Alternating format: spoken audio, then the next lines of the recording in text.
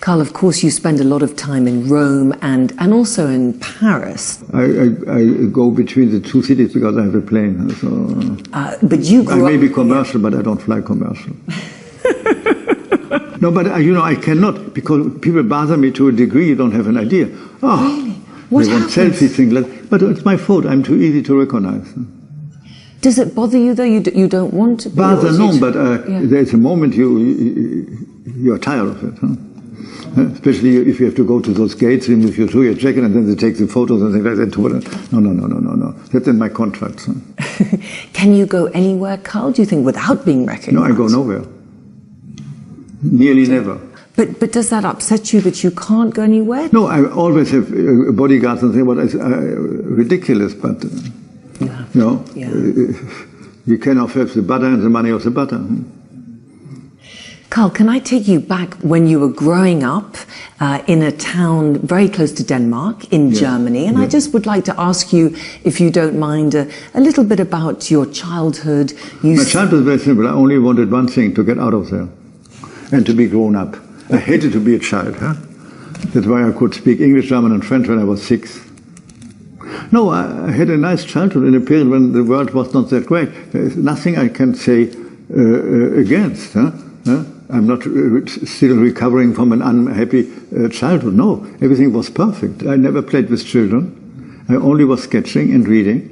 And it was in a country I stayed quite isolated. No, I didn't even have anything to do with my sister and half-sister. I always was isolated from the rest. Huh? I was on the best of terms with my father and even better terms with my mother, who thought it was perfect like this, as long as I was not creating trouble.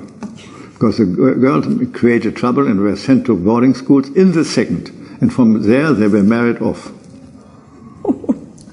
Because my mother had no patience. She was right. Your mother must have been very proud of your own success. No, she never mentioned that. Huh? And she preferred Sonia Rykiel dresses to what I did because it reminded her to the 20s. Really? How did that... No.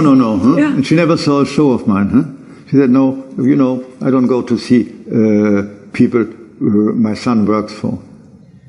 Yeah, there's another, there's people from another area. Huh? And they let you go to Paris very young. And did you enjoy being there by yourself? My father had offices in Paris, so the whole thing was easy, even in those years for me. And then one day in the street I saw a huge poster for a contest from the International Wool Fashion Office, what was a then very important Australian organization. So the poster was a sketch from Goriot, and the poster said, send a sketch of a suit, of a dress, of a coat, something done in wool. So I made a few sketches, sent them, got them, and 6 months later I got a telegram, because in those days you got telegrams, saying you won the first prize for the coat, and there were 200,000 people in the world who had done this thing. I mean, and then the coat was made by Balmain, what was a quite very successful house then, and he asked me if I didn't want to enter a studio. And what was Paris like in those days, Karl? It was a very safe place, but it was like in an old movie about Paris, Huh? It still looked like in Paris from another area. Huh? No burqa. I wanted to ask you about that, Karl, because the burqa is banned, obviously, in France. There's been a lot of controversy recently about the bikini and the women on the beaches and the policemen saying... But I don't discuss the subjects. They're not mine. Huh? I don't know how they will find solution for all that.